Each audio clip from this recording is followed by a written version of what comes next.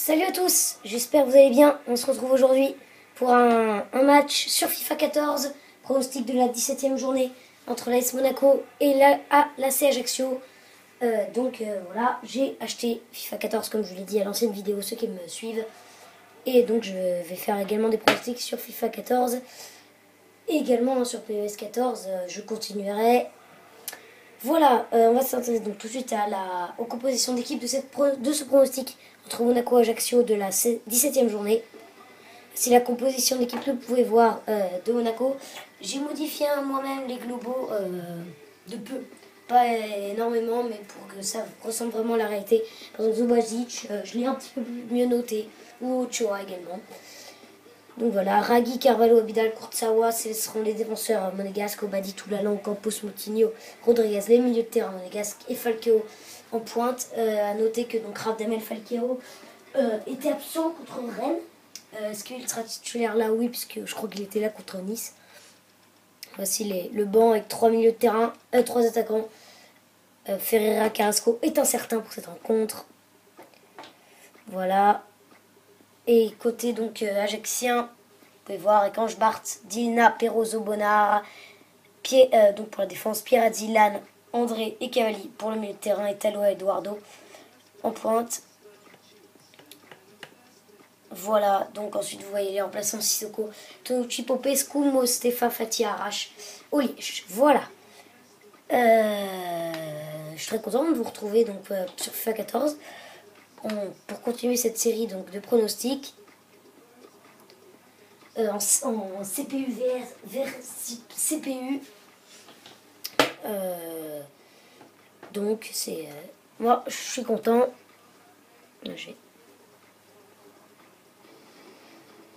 Voilà, c'est parti donc en Ligue 1, cette rencontre entre Monaco et Ajaccio.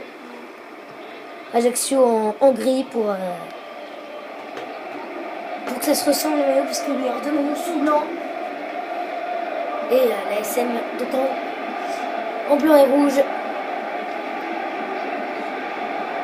James Rodriguez qui, comme Moutinho, devront bien servir Falcao pour que Falcao réussisse à marquer et s'avancer au classement des buteurs, parce que Ibrahimovic et Cavani sont là à la course pour le sac de meilleur buteur. Falcao a plus de chance normalement, puisque Cavani brasse sur l'équipe. On aperçoit Obadi qui fait de très belles performances en ce moment avec son club. Le toast entre les deux capitaines. Et l'arbitre Philippe Deboussier. La composition de l'équipe monégasque.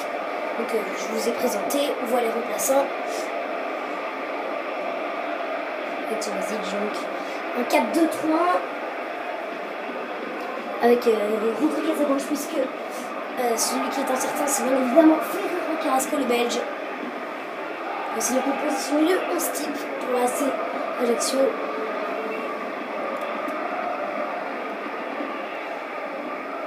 Voilà. Et on va tout de suite passer en CPU, VS CPU.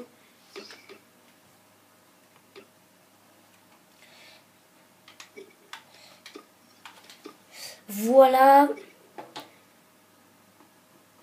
Et on va donc partir pour cette pronostic de la 16e journée entre l'ASM et l'ACA.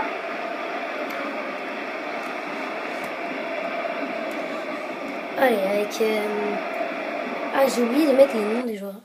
Je les ai mis en bas. On va faire un petit truc.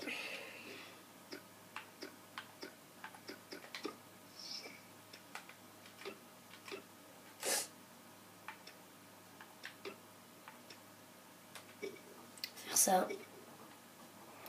Allez, c'est parti.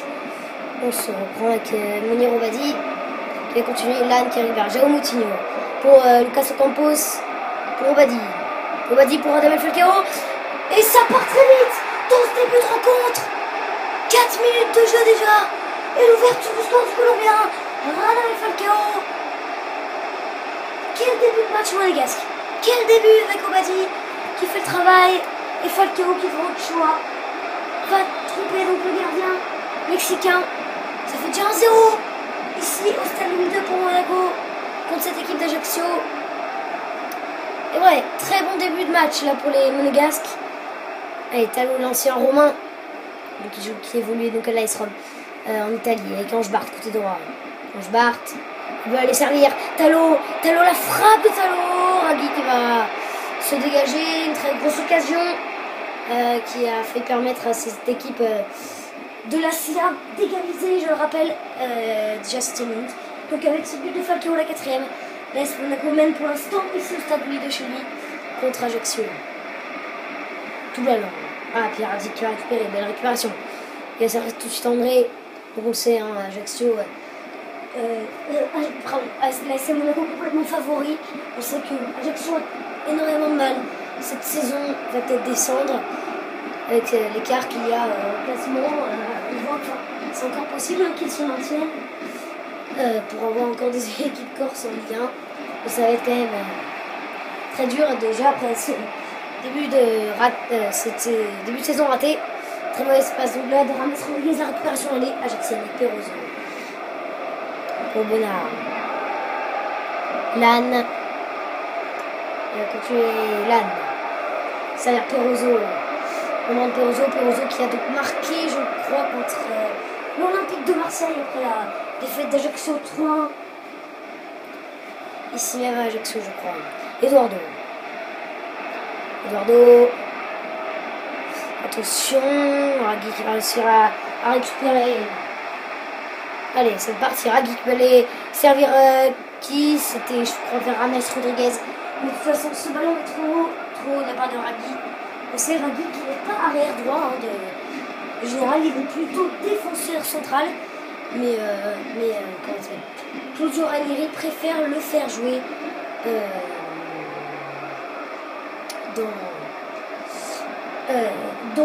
sur l'aile droite parce que Fabinho, je trouve que Ragui est meilleur à droite que Fabinho.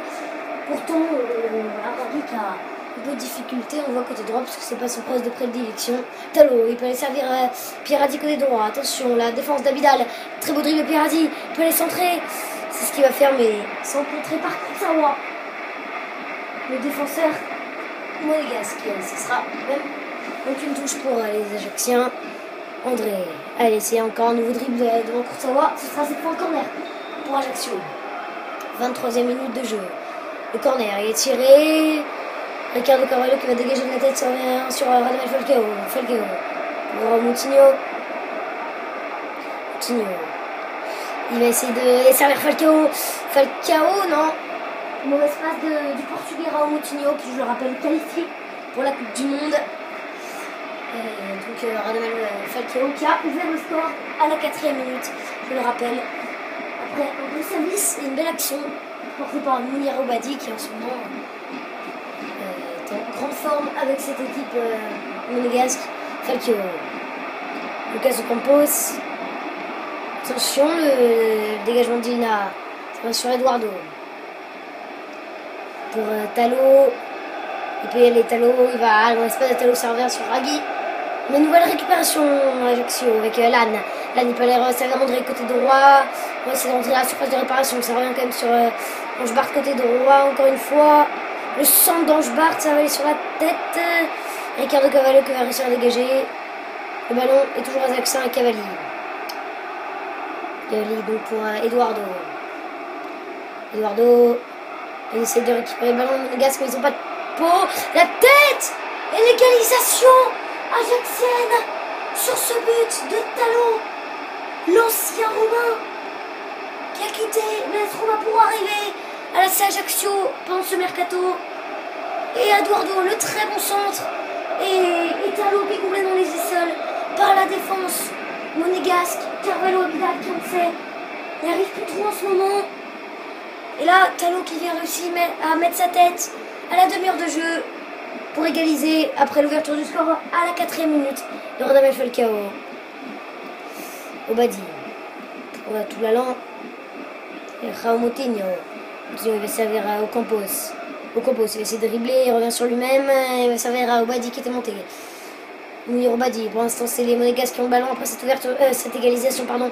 Attention, le long ballon, Obadi. Ouais, on joue surtout sur des longs ballons là dans cette rencontre pour les Monégasques. Et ça n'a toujours pas marché, donc il faudrait plutôt aussi d'attaque placée comme ils ont essayé. Mais là, après, Néliro Badi a gâché cette action. Lui qui a permis à faire gagner donc l'AS Monaco contre Nantes avec une très belle frappe. Il avait également marqué une très belle frappe contre Lyon il y a quelques semaines. Match comptant, je crois, pour la 11e journée de Ligue 1. Attention, Campos. On compose près de la surface de réparation, il revient dans l'axe. Dans l'axe, il n'est toujours pas attaqué. La défense, là, il y a eu un énorme cafouillage. Campos a fait en profiter.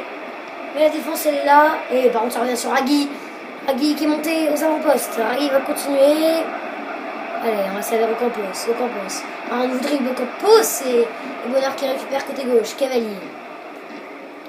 Il n'est pas gazé. Eduardo pour Lannes. Lannes, attention, Talot. Lannes qui va essayer de continuer. Mais belle récupération de Campos qui met ce ballon en touche donc. Et ce sera une touche pour Ajaccio apparemment. C'est bien ça, effectué par Bonnard. Cavalli. Il y aura 2 minutes de temps additionnel. Donc dans cette première période, le score est, je le rappelle, de 1 but partout. Après l'ouverture du score à la 4e minute de Radamel Falcao et la l'égalisation à la 33e de Talot et Angebar. Lannes. On fait tourner, on essaye d'attendre cette fin de première période pour aller se reposer. Ajaccio va encore avoir du mal. Et voilà, c'est la pause. Ici au stade Louis II, on n'a pas vu grand chose quand même dans cette première période entre ces deux équipes. On a vu quand même 2 buts signés Falcao la 4e et Talot à la 33e. On va voir ce but de Falcao, belle action d'Obadi, Falcao qui trompe très facilement Guillermo Ochoa. Ouais, une belle parade également à la 6e minute de Zubazic. Et la raison d'Ochoa à la 25e. Est-ce qu'on va revoir ce but? Ah oui, on va revoir le but de Talot. De la tête, qui Zubazic n'a rien fait. Il s'est trompé à cause de sa défense qu'il n'avait pas marqué.